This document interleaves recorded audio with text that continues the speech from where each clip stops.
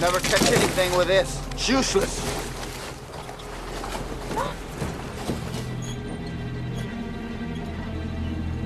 You're gonna need a bigger boat.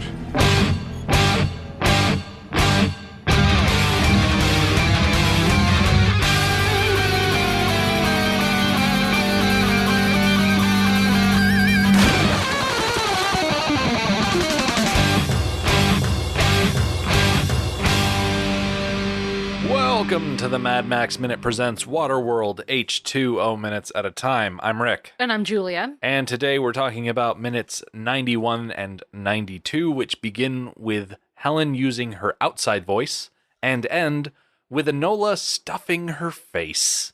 Here at the top of today's clip, Helen insists that she will scream so loud that and she's cut off as the mariner approaches her.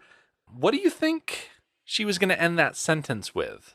Let's see. I'm going to scream so loud that it will keep you awake. It will drive you insane. It will mask the sound of the smokers. It will wake the dead. It will wake the sea monsters that I don't know are underneath the boat. None of those really fit, so I don't know. The problem is that she says, I will scream so loud that it. Yeah. In my mind, the phrase is, I will scream so loud that every boat will be able to hear me, or something to that effect. Right. That it kind of locks you into a certain path. Mm-hmm. I just wonder what was the original thinking behind her making that threat, which may be the right word. Yes. She gets cut off by the mariner, making an aggressive move towards her and Enola. And it feels like we're going back to the beginning of our time on the trimaran to when violence was the answer. Especially when he picks up that fishing pole and he's brandishing it. Yeah. But he chooses not to. He throws the fishing pole off the boat. I think that is his aggressive reaction to his pride being hurt by their taunts. That perhaps he doesn't know how to fish. That's his petty reaction. Yeah. I looked at that and I'm like, that's not how you fly fish. That's not how that works. So that moment was his temper tantrum. Mm-hmm. And he keeps speaking in vagaries. He's like, you'll never catch anything with this. It's useless. Then he tosses it. Yeah. And he starts to come at them again. And they flinch again. And Helen is shielding Enola from him. But then he veers. Mm-hmm. He doesn't even really come that close to them. And he goes on to angrily solve the problem. Right. Like, he solves it, but angry. It's so interesting to watch this clip. And Helen and Enola appear, to me at least, to be reacting like a mother and child stuck in an abusive marriage relationship where, you know, this father figure comes home, takes out his frustration on the wife. The daughter has to sit there and watch it the whole time. Ugh, that's something I'm really not qualified to talk about. Yeah, I hadn't really seen it that way until you brought it up. But as soon as you said it, it all clicked into place. This is absolutely an abusive family relationship. Yeah. The way that they recoil and the way that Helen puts her arms around Enola, I probably should have seen it sooner. Yes. Especially, I was very struck by the way that Helen especially recoils. She pulls her feet up off the netting and onto the boat, and they both scooch back. When all he does is turn towards them and start walking towards them, and the hugest flinch. Whereas just a moment before, they were being a little cocky and being a little mocking of him. Mm-hmm. It was sort of teasing. It was a little more pointed than just teasing. But at the first challenge to that teasing, they, especially Helen, folds completely. And it is very reminiscent of an abused wife. Mm. Her flinch is so obvious and so pronounced. And then he goes about doing something that he doesn't tell anybody what he's doing, and we can hear Helen pleading for forgiveness from him. And it's gross now. It's gross now. I tainted it. Yeah, you did. You did. I mean, I didn't like it anyways. She was doing well, like, standing up to him, but not too much to push his buttons. But the moment that something seems to have gone over the edge here, she completely backs down. And I didn't like it before, but now with that connotation of an abused wife, and this is learned behavior in reaction to his mistreatment, I'm like, well, yeah, that's how it goes. Mm-hmm. Yeah. The mariner has jumped down below deck, and he has a collection of items that he's picking up. There is a pipe, possibly a gun situation that he's loading barbs into. He grabs some line off of the wall, and then there is a battery that he hooks up to the trawling motor, which I distinctly remember in doing our research about this movie that stored power is not a thing, but this scene in particular refutes that. Yeah, he seems to have some sort of car battery type deal that he is pulling a charge from. Mm-hmm. And he does seem to be reserving that for emergency use. If he had plenty of power, as soon as the wind died, he would have turned it on. Exactly. Like, we may not be going as fast as if we were sailing, but we're going somewhere because we're trawling. No, he is not in a rush to get anywhere. So if he's got to sit dead in the water for a couple of days, he's fine with that. Mm-hmm. You mentioned Helen is off-screen speaking. She says, "Look, I'm sorry, you were right about the pole. You were right, but we have to eat. I know you can hear me. We can fish for ourselves. Just show us what to do. You must know, even you've got to eat." She brings up a good point that we talked about a little bit last week, too, that, yeah, he does have to eat. Was this his plan all along? He just hadn't done it yet because he was busy doing something else? Or do you think he was full-on taunted into this action? Oh, I think he was full-on taunted into this action. This is such a interesting maneuver that he does here. The process of him fishing in this way and then the work of harvesting this fish that he's about to catch has got to be so labor-intensive that if you can avoid doing it, then I can see why you would.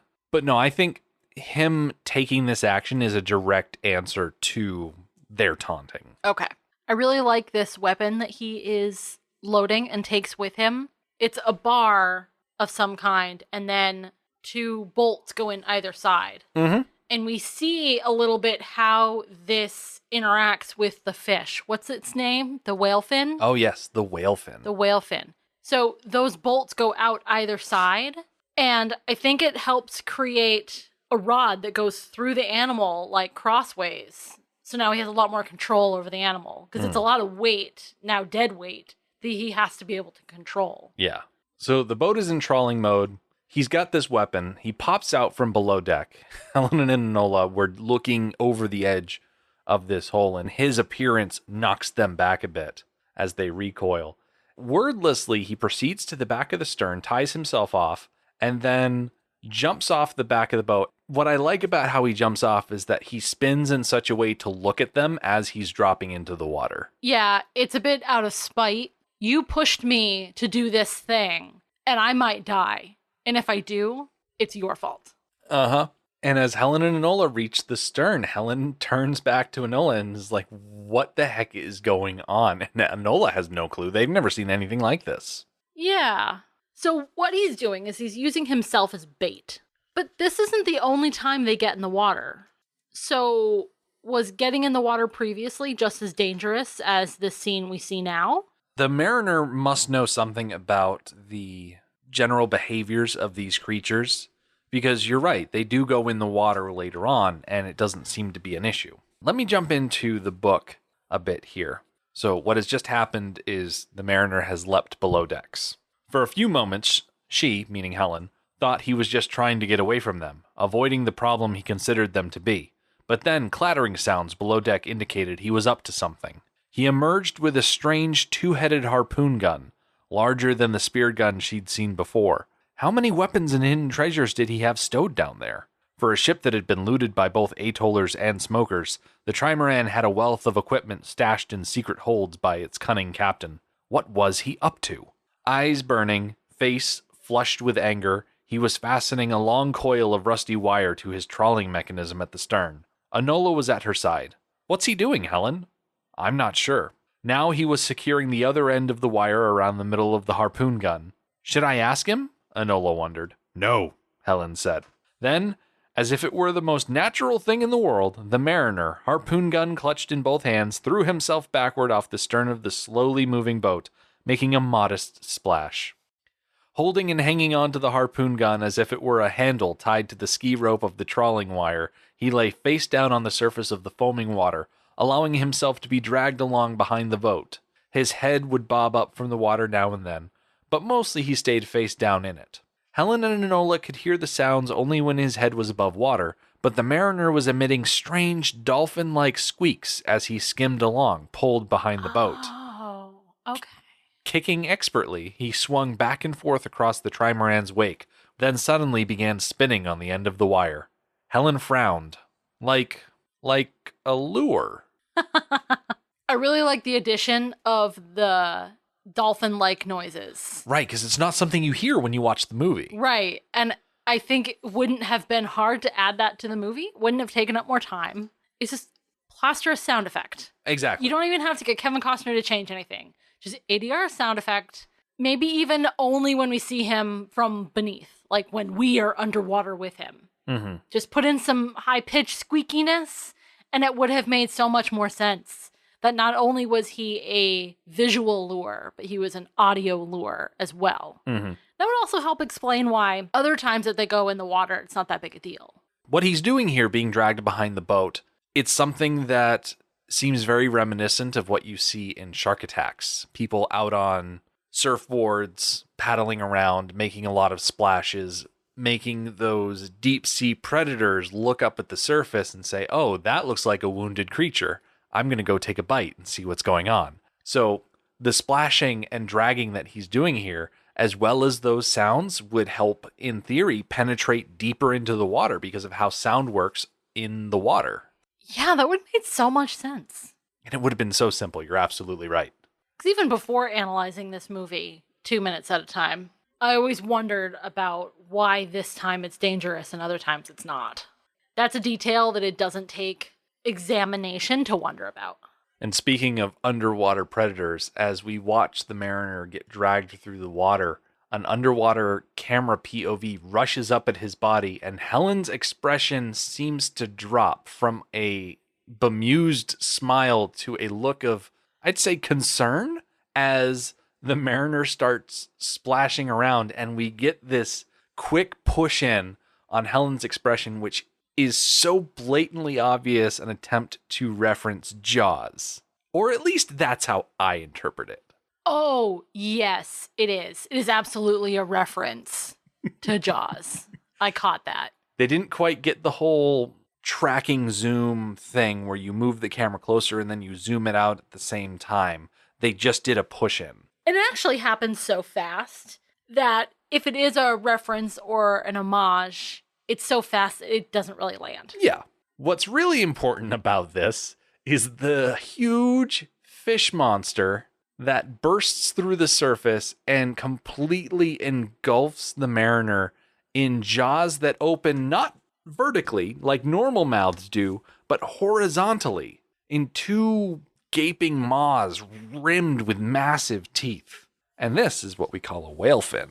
And I know that because of several different things like the Waterworld comic book, a video on the Atoll YouTube page, and I'm pretty sure it mentions here in the book. I don't know. Let's see.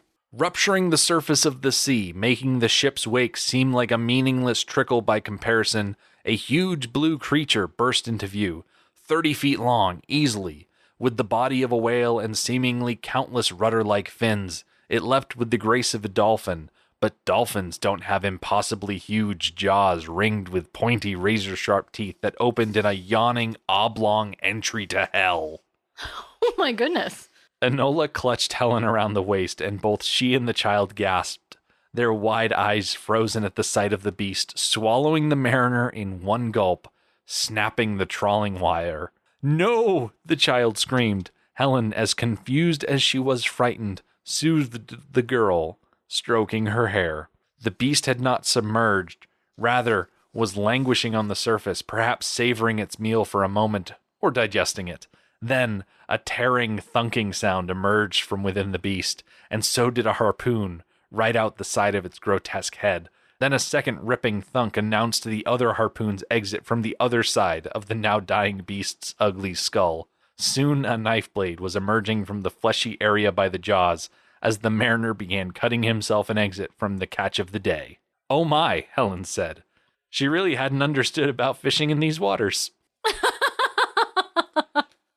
Okay, oh my, I think is kind of lame, but she really didn't understand about fishing in these waters. That was pretty great. That's the understatement of the year. Yep. I love the design of this creature because we are in the mid-90s. Jurassic Park happened a few years ago, and it's very tricky what they're doing because they're trying to comp in a completely CGI creature in amongst water. Like, computer-generated water is tricky enough, and then you introduce this gigantic creature. It's only on screen for a few seconds, but the design of it is very impressive. Something completely unlike anything I've ever seen before. And that's really the best part about it, is that it's so different. Right. It might pull small elements from other creatures that we have seen in the past, but the way that it's all put together and presented to us is quite unique. And you said that the YouTube channel, The Atoll, has a video All about the Whalefin. all about the Whalefin. Okay. So I'll make sure to share that. Excellent. I definitely want to go watch it because this creature is very interesting. This also raises the question about its existence in this world. We've been operating under the assumption of 400 or 500 years in the future. Evolution can't work that fast without some sort of push. And global warming and the Earth becoming covered in water is not that kind of push. So what the heck? Where did this thing come from? It would already have to be in existence in our world today for it to be in existence in their world. Mm-hmm. Maybe not quite in the same form, because there is 400 or 500 years to allow for some evolution. So it wouldn't have to look exactly the same to us today. But seriously, most of the animals on the planet are exactly the same way that they were 400 or 500 years ago. Especially the large water predators. Right. Because Sharks? they have longer lives. Think of what is different. Dogs. Dogs are dramatically different than what they were 400 or 500 years ago because a huge, massive amount of very, very specific selective breeding by humans. And their lifespans are not that long. And they can have multiple puppies in multiple litters throughout their lives. Dogs have evolved quite a lot, but human intervention. But if you think about like wild animals, no, they're exactly the same as they were 400 or 500 years ago. So where the heck did this creature come from? It's got to be some freak mutation, like a Godzilla situation. Right. And the mariner clearly knew that this is the type of creature that inhabits these waters. Mm-hmm. That means it can't just be a one-off. This is not a Loch Ness Monster situation. This is a dolphin shark type situation where there are multiples of them, where they populate this part of the ocean. Right. Speaking from someone who lives on land and whose context, whose perspective is all about land, I know I've mentioned this before. How do you define this area when there's no context? I'm sure it's possible. It's just a completely different frame of reference for me that I can't connect with. Yeah.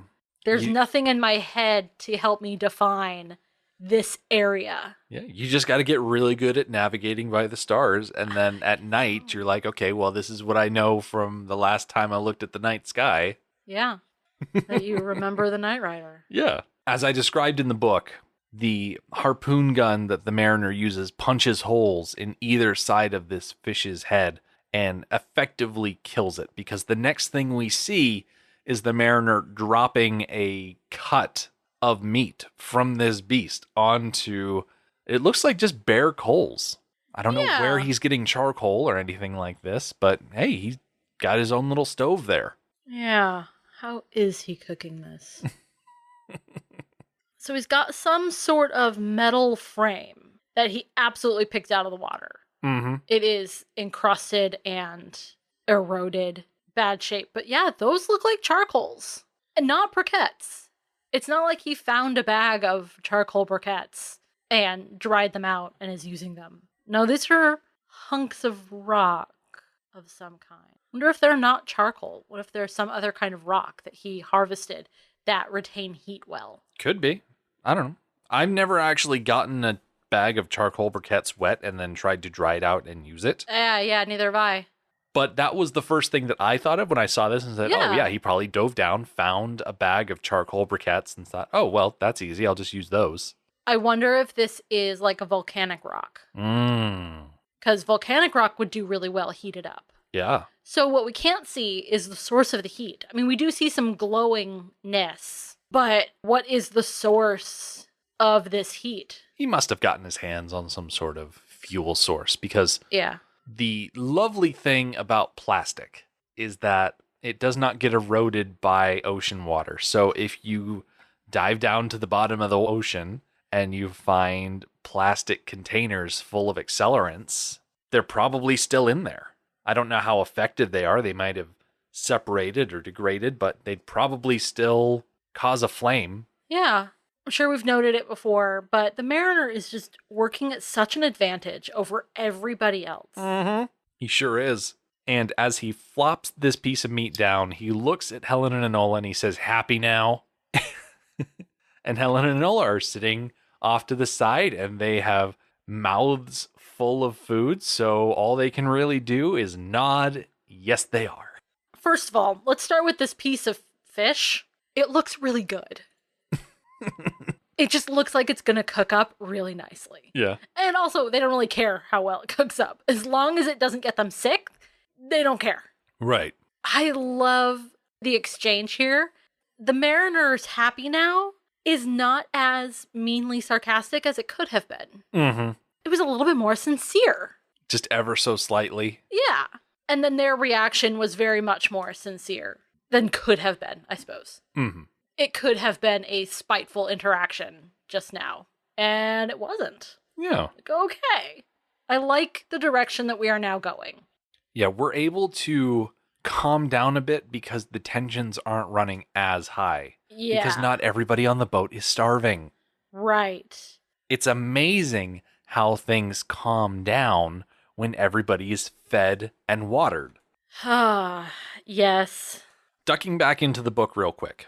After the fish has been killed, we cut to, by late afternoon, Helen was keeping her promise and doing the cooking, as enormous whalefin steaks sizzled on a small grill they'd salvaged from the late drifter's boat. She turned the meat over with bare hands, seasoning the steaks with salt and herbs her host provided.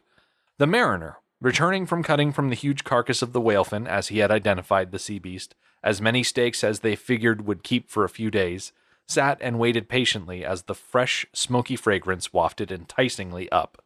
Okay. So that answers the question of where they got the grill from. Yep, they got it from the drifter. I like that Helen is cooking because she's contributing. And she said she would. Yeah, she wants to contribute. The Mariner just never gives her an opportunity to do so because it's his boat. And I'll bet you that the only reason that he allowed her to cook the steaks is because it wasn't his grill. It was the drifter's grill. Right. Yeah. I do appreciate, though, that he provided her with salt and herbs. Because if you're not seasoning your food, what's the point? Right? At least salt. I'm a little surprised about the herbs because you'd have to grow them and then not eat them, but dry them and keep them. You know? But salt, if you're desalinating water, you have salt. Right. So the Mariner is futzing with a piece of whalefin meat here, and it looks like what he's doing is cutting the skin off of the meat. And what I suspect he's going to do is try to tan some of that hide for material.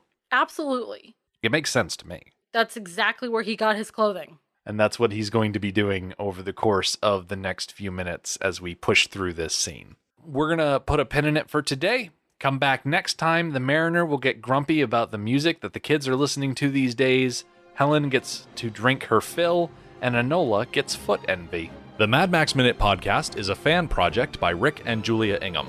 Waterworld was written by Peter Rader and David Toohey, directed by Kevin Reynolds, and presented by Universal Pictures. Mad Max Minute is produced and edited by Rick Ingham. Our opening music is Verdi's Dies Irae by Daniel Batista of danielbatista.com. Our home on the internet is madmaxminute.com. You can follow us on Twitter at MadMaxMinute. And like us on Facebook by searching Mad Max Minute and join our Facebook listener group, Mad Max Minute Beyond Microphone. If you'd like to support the podcast, visit patreon.com/MadMaxMin. Thank you for joining us for Waterworld episode 46. We'll see you next time.